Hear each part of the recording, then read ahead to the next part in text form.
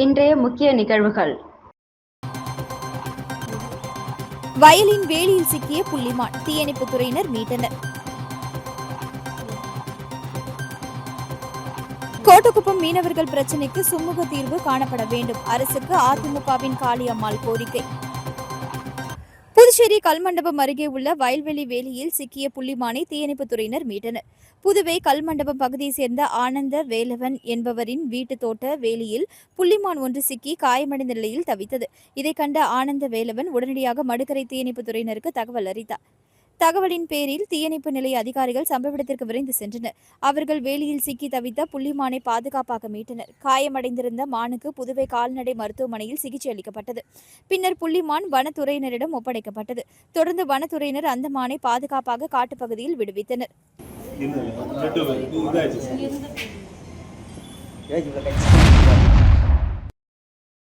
புதுச்சேரி பிஜேபியில் பிரச்சார குழு தலைவராக பதவி வகித்து வந்த பிரபல நடிகர் பாண்டி ரவி பிஜேபி அடிப்படை உறுப்பினர் மற்றும் தனது பொறுப்பில் இருந்து விலகுவதாக தெரிவித்துள்ளார். இதுகுறித்து இன்று செய்தியாளர்களை சந்தித்த பாண்டி ரவி 1987ஆம் ஆண்டு முதல் புதுச்சேரி பாரதிய ஜனதா கட்சியில் தான் பயணம் செய்து வந்துள்ளதாகவும், ஆனால் சில தவிர்க்க முடியாத காரணங்களால் பாஜக அடிப்படை உறுப்பினர் மற்றும் பிரச்சார குழு தலைவர் பதவியிலிருந்து விலகுவதாக தெரிவித்தார். தொடர்ந்து பேசிய அவர், புதுச்சேரியில் பாரதிய ஜனதா கட்சியே இல்லாத நிலையில் 1987ஆம் ஆண்டு தனது தந்தை சிவராமன் தான் முதல் தேசிய செயற்குழு உறுப்பினராக இருந்தார். அவர் காலத்தில் இருந்தே பிஜேபியில் பயணம் செய்து வந்ததாக குறிப்பிட்ட அவர், கடந்த 6 ஆண்டுகளுக்கு மேலாக பிரச்சார குழு தலைவராக இருந்திருக்கிறேன். சில நிர்பந்தத்தின் காரணமாக தனது பதவியிலிருந்து விலகினாலும் தனது அரசியல் பயணம் தொடரும் என்று குறிப்பிட்டார். உள்ளூர் குளம் தீர்த்தம் ஆகாது என்று சொல்வார்கள். அதுபோன்று தன்னுடைய தகுதியையும் தனித்திறமையையும் வெளி உலகத்திற்கு கொண்டு வர வேண்டும் என்ற அடிப்படையில் பிஜேபியிலிருந்து வெளியேறுவதாக தெரிவித்த அவர், தன்னுடைய தகுதியையும் திறமையும் பாரதிய ஜனதா கட்சி முழுமையாக பயன்படுத்திக் கொள்ளவில்லை என்று குற்றம் சாட்டினார்.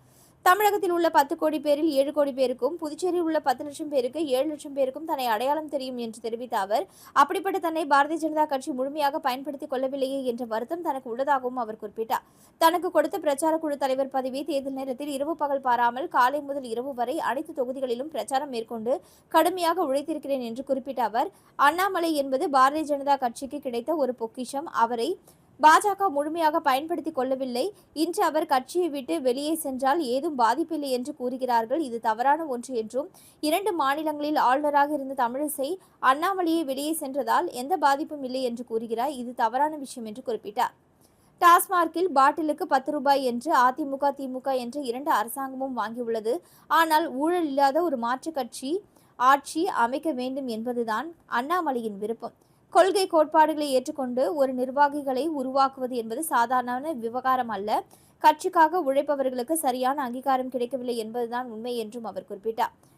தன்னோட தகுதிக்கும் திறமைக்கும் எங்கு அங்கீகாரம் கிடைக்கின்றதோ அந்த இடத்தில் தன்னுடைய அரசியல் பயணம் தொடரும் என்றும் அவர் தெரிவித்தார். அனைத்து பத்திரிகை சொந்தங்களுக்கும் என்னுடைய காலை வணக்கம். பாரதிய ஜனதா கட்சியின் தலைவர் மற்றும் நிர்வாகிகள், தாமரை சொந்தங்கள், புதிய மக்கள், பத்திரிகை நிருபர்கள் அனைவருக்கும் என்னுடைய வணக்கத்தை தெரிவிச்சுக்கிறேன். ஏற்கனவே பார்த்தீங்கன்னா 1987 பாரதிய ஜனதா கட்சியில என்னுடைய பயணம் என்னுடைய தந்தையை அடிநோக்கி சென்றுட்டு இருக்கு.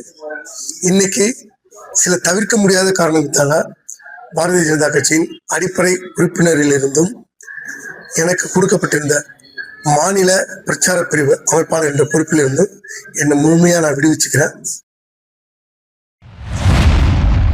புதுச்சேரி அருகே உள்ள விழுப்புரம் மாவட்டம் பெரிய கோட்டக்குப்பம் பகுதியில் நடைபெறும் மயான பிரச்சினை காரணமாக மீனவர்கள் இன்று ஆலோசனை மேற்கொண்டனர். இதில் காளியம்மாள் கலந்து கொண்டு மீனவ பிரச்சினை குறித்து சுமூக தீர்வு எட்டப்பட வேண்டும் என கோரிக்கை வைத்தார். புதுச்சேரி அருகே உள்ள விழுப்புரம் மாவட்டம் பெரிய கோட்டக்குப்பம் பகுதியில் நடைபெறும் மயான பிரச்சினை காரணமாக மீனவர்கள் இன்று ஆலோசனை மேற்கொண்டனர். இதில் காளியம்மாள் கலந்து கொண்டு மீனவ பிரச்சினை குறித்து சுமூக தீர்வு எட்டப்பட வேண்டும் என கோரிக்கை வைத்தார். விழுப்புரம் மாவட்டம் வானூர் தாலுகா பெரிய கோட்டக்குப்பம் ஆதிதிராவிடர் பகுதியை சேர்ந்தவர்களுக்கும் நடுக்குப்பம் மீனவர்களுக்கும் இடையே இடுகாடு பிரச்சினை இருந்து வந்த நிலையில் கடந்த சில தினங்களுக்கு முன்பு ஆதிதிராவிடர் பகுதியை சேர்ந்த ஒருவர் இறந்துவிட்ட நிலையில் அவரது சடலத்தை அடக்க செய்ய முயன்ற பொழுது மீனவர்கள் எதிர்ப்பு தெரிவித்து ஆதிதிராவிடர் மக்கள் மீது தாக்குதல் நடத்தியதை அடுத்து ஆதிதிராவிடர் மக்கள் ஈசிஆர் சாலையில் மறியலில் ஈடுபட்டனர். போலீஸ் உயரதிகாரிகள் பேச்சுவார்த்தை நடத்தி பிணத்தை புதைத்தனர். இந்த நிலையில் கடந்த திங்களன்று இரு தரப்பினருடன் வானூர் வட்டாட்சியர் அலுவலகத்தில் அமைதி பேச்சுவார்த்தை நடந்தது.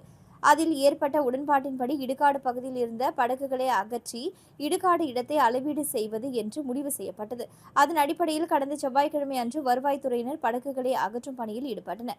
அதற்கு நடுக்குப்பம் மீனவ பெண்கள் எதிர்ப்பு தெரிவித்து கழுத்தில் தூக்கு கயிறுடன் போராட்டம் நடத்தினர். மேலும் படகுகளை அகற்ற வந்த கிரேன் மீது படுத்து எதிர்ப்பு தெரிவித்தனர். அதில் போலீசாருக்கும் மீனவ பெண்களுக்கும் இடையே வாக்குவாதம் ஏற்பட்டது. அதில் போலீசார் தங்களை தாக்கியதாக மீனவ பெண்கள் குற்றம் சாட்டி வருகின்றனர். இந்த நிலையில் கோட்டக்குப்பத்துக்கு வருகை தந்த காளியம்மாள் மற்றும் முன்னாள் சட்டமன்ற உறுப்பினர் ஜக்கரபாணி ஆகியோர் நடுக்குப்பம் மீனவ பெண்களை சந்தித்து பேசினர். மேலும் போலீசார் தாக்கியதாக கூறப்பட்ட பெண்களை சந்தித்து ஆறுதல் கூறினார். மேலும் அவர் நடுக்குப்பம் மீனவர்கள் மத்தியில் பேசுகையில், சாமானியமான நான் இரு பிரிவினரையும் சந்திக்க வேண்டும் என நான் யோசிக்கிறேன். ஒரு அமைச்சர், குறிப்பாக சமூக நீதித்துறை அமைச்சர் என்பவர் எல்லா மக்களையும் பார்க்க வேண்டும், தன் சமூக மக்களை மட்டும் பார்க்கக்கூடாது என்று பேசினார். இது உண்மையிலேயே சொல்லணும் அப்படின்னா, ரெண்டு மக்களுமே ஒரு ஒடுக்கப்பட்ட விளிம்பு நிலை மக்கள் தான். இந்த இடப்பிரச்சனை பாத்தீங்கன்னா மிக முக்கிய காரணம் கடல் அரிப்பு ஒரு பெரிய காரணம். அவங்க பயன்படுத்துற இடமா இருக்கட்டும், இல்ல இவங்க பயன்படுத்துற இடமா இருக்கட்டும், ரெண்டுமே கடற்கரை பகுதியா இருக்கு. நீங்க ஐயா சொன்ன மாதிரி மற்ற கிராமங்கள்ல இந்த மாதிரியான ஒரு சூழல் இல்லை. ஏன்னா அவங்க இப்ப மற்ற சமூக மக்களா இருக்கட்டும், இல்ல கடற்கரை ஒட்டி வாழாத மக்களா இருக்கட்டும், அவங்களுடைய இடுகாடு சுடுகாடுலாம் வேறொரு பக்கம் தூரமா இருக்கும். இது ரொம்ப கடற்கரையை ஒட்டி இருக்கு. இன்னொன்னு, கடல் உள்வாங்கி வந்துட்டே இருக்கு. உங்களுக்கு தெரியும், தமிழ்நாட்டினுடைய கடற்கரை மணல் உயிருள்ள மணல்னு சொல்லுவாங்க. 6 மாத காலம் வடக்குல இருந்து தெற்கு நோக்கி நகரும், 4 மாத காலம் தெற்குல இருந்து வடக்கு நோக்கி நகரும். இந்த மணல் நகர்வை கல்லு கொட்டுறதன் மூலமா நம்ம தடுத்து நிறுத்தியாச்சு. அதனால கடல் அரிப்பு, அந்த மணல் மூவிங் இல்லாததுனால கடல் அரிப்பு உள்நோக்கி வந்துகிட்டே இருக்கு. உள்நோக்கி வர வர இப்ப அவங்களுமே இப்ப நட்டிருக்க கல்லு பாத்தீங்க அப்படின்னா அங்க கடற்கரையில இருந்து ஹைடைட் ஜோனே வர. ஊசுடு சட்டமன்ற தொகுதிக்குட்பட்ட சேந்தநத்தம் சுடுகாடு பாதையில் கழிவுநீர் வாய்க்கால் அமைக்கும் பணிக்கான பூமி பூஜையை சட்டமன்ற உறுப்பினர் கார்த்திகேயன் தொடங்கி வைத்தார். புதுச்சேரி மாநிலம் வில்லியனூர் கொம்யூனுக்கு உட்பட்ட ஊசுடு சட்டமன்ற தொகுதியின் சேந்தநத்தம் சுடுகாடு சாலையை கழிவுநீர் வாய்க்கால் அமைக்கும் பணிக்கான பூமி பூஜை விழா நடைபெற்றது. 28 லட்சம் ரூபாய் மதிப்பீட்டில் மேற்கொள்ளப்படும் பணியை ஊசுடு தொகுதியின் சட்டமன்ற உறுப்பினர் கார்த்திகேயன் தலைமையில் பூமி பூஜை செய்து பணியை தொடங்கி வைக்கப்பட்டது. இந்நிகழ்ச்சியில் கொம்யூனியன் பஞ்சாயத்து ஆணையர் பிரபாகர், உதவி பொறியாளர் சத்யநாராயணன், இளநிலை பொறியாளர் பிரதீப் குமார் உள்ளிட்ட அதிகாரிகள் மற்றும் ஊர் பொதுமக்கள் பலர் கலந்து கொண்டு நிகழ்ச்சியை சிறப்பித்தனர். இந்த பணியின் மூலம் அப்பகுதியில் நீண்ட காலமாக நிலவி வந்த கழிவுநீர் தேக்கம் மற்றும் சுகாதார பிரச்சனைகளுக்கு தீர்வு கிடைக்கும் என பொதுமக்கள் நம்பிக்கை தெரிவித்தனர்.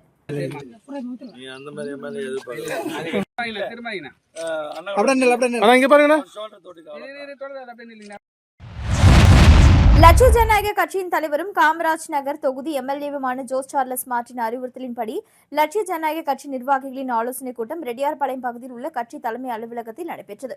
முன்னாள் சட்டமன்ற உறுப்பினர் ரிச்சர்ட் ஜான்குமார் முன்னிலையில் நடைபெற்ற ஆலோசனைக் கூட்டத்தில் லட்சிய ஜனநாயக கட்சியின் பொதுச் செயலாளர் டாக்டர் துரைசாமி, வழக்கறிஞர் பிரபாகரன், பாபு மற்றும் அனைத்து அணி தலைவர்கள், பொறுப்பாளர்கள் உட்பட முக்கிய நிர்வாகிகள் கலந்து கொண்டனர். இக்கூட்டத்தில் புதுச்சேரியில் உள்ள 30 சட்டமன்ற தொகுதிகளிலும் பொறுப்பாளர்களை நியமிப்பது, கட்சி அலுவலகம் திறப்பது உள்ளிட்ட பல்வேறு முக்கிய முடிவுகள் எடுக்கப்பட்டன.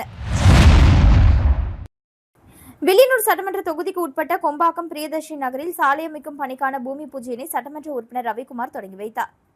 புதுச்சேரி மாநிலம் வில்லியனூர் சட்டமன்ற தொகுதிக்கு உட்பட்ட கொம்பாக்கம் பிரியதர்ஷினி நகரில் புதுச்சேரி பொதுப்பணித்துறை சார்பில் 30,41,000 ரூபாய் திட்ட மதிப்பீட்டில் சாலை அமைக்கும் பணிக்கு பூமி பூஜை விழா நடைபெற்றது.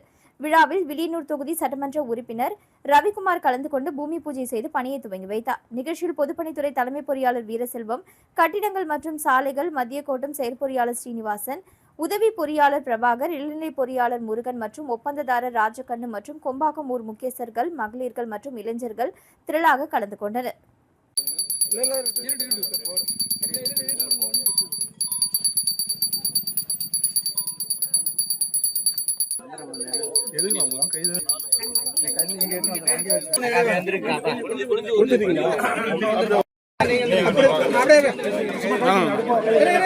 பாருங்க எல்லா கவர் அவர் மேல எடுப்போம்.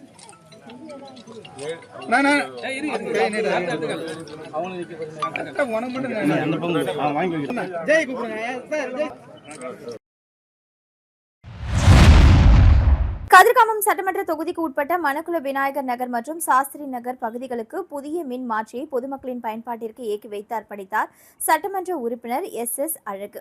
புதுச்சேரி மாநிலம் கதிர்காமம் சட்டமன்ற தொகுதிக்குட்பட்ட மணக்குள விநாயகர் நகர் மற்றும் சாஸ்திரி நகர் பகுதியில் நீண்ட காலமாக நிலவி வந்த மின் பற்றாக்குறை மற்றும் குறைந்த மின்னழுத்த பிரச்சினைகளுக்கு தீர்வு காணும் வகையில் 22 லட்சம் ரூபாய் மதிப்பீட்டில் புதிய 315 கிலோவாட் திறன் கொண்ட மின் மாற்றி அமைக்கப்பட்டது.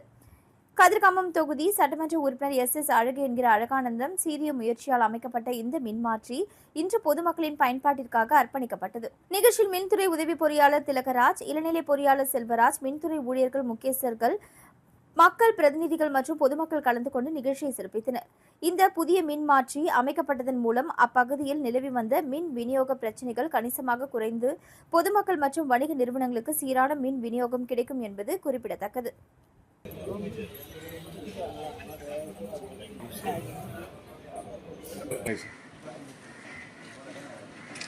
அங்க பாருங்க.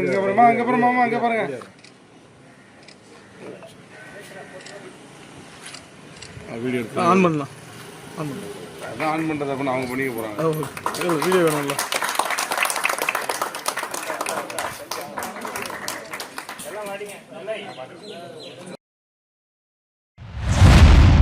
விஜய் மீது இவ்வளவு பாசமா என்று கேட்கும் அளவிற்கு விஜயின் போட்டோவை வைத்து புதுச்சேரியில் நடைபெற்ற திருமணம் வைரலாகும் வீடியோ.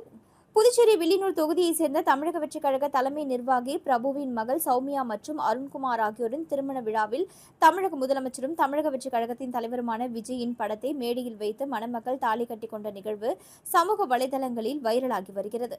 வில்லியனூரில் நடைபெற்ற இந்த திருமண விழாவில் உறவினர்கள், நண்பர்கள் மற்றும் தாவேகா நிர்வாகிகள் உட்பட ஏராளமானோர் கலந்து கொண்டனர். திருமண மேடையில் மணமக்கள் அமரும் இடத்தின் அருகே முதலமைச்சர் விஜயின் பெரிய உருவம் வைக்கப்பட்டிருந்தது. திருமண சடங்குகள் நடைபெற்ற பொழுது அந்த உருவப்படத்தை முன்னிறுத்தியே மணமகன் அருண்குமார் மணமகள் சௌமியாவுக்கு தாலி கட்டினார். விஜய் மீது கொண்டுள்ள அன்பு, பாசம் மற்றும் அரசியல் பற்றை வெளிப்படுத்தும் வகையில் இந்த ஏற்பாடு செய்யப்பட்டதாக கூறப்படுகிறது. இந்த காட்சிகளை திருமணத்தில் பங்கேற்றவர்கள் சமூக வலைதளங்களில் பகிர்ந்ததை தொடர்ந்து வீடியோ மற்றும் புகைப்படங்கள் வேகமாக பரவி வருகின்றன. விஜய் ரசிகர்கள் மற்றும் தாவேகா தொண்டர்கள் பலரும் இந்த நிகழ்வை பாராட்டி கருத்துக்களை பதிவிட்டு வருகின்றனர். அரசியல் தலைவர்கள் மற்றும் திரைப்பிரபலங்களின் மீது கொண்டுள்ள பற்றை வெளிப்படுத்தும் வகையில் ரசிகர்கள் பல்வேறு நிகழ்வுகளை நடத்துவது வழக்கமாக இருந்தாலும் திருமண மேடையில் விஜயின் படத்தை வைத்து தாலி கட்டிய இந்த நிகழ்வு புதுச்சேரியில் கவனத்தை ஈர்த்துள்ளது. மீண்டும் இன்றைய முக்கிய நிகழ்வுகள். வயலின் வேலியில் சிக்கிய புள்ளிமான், தீயணைப்புத் துறையினர் மீட்டனர். கோட்டக்குப்பம் மீனவர்கள் பிரச்சினைக்கு சுமூக தீர்வு காணப்பட வேண்டும், அரசுக்கு அதிமுகவின் காளியம்மாள் கோரிக்கை.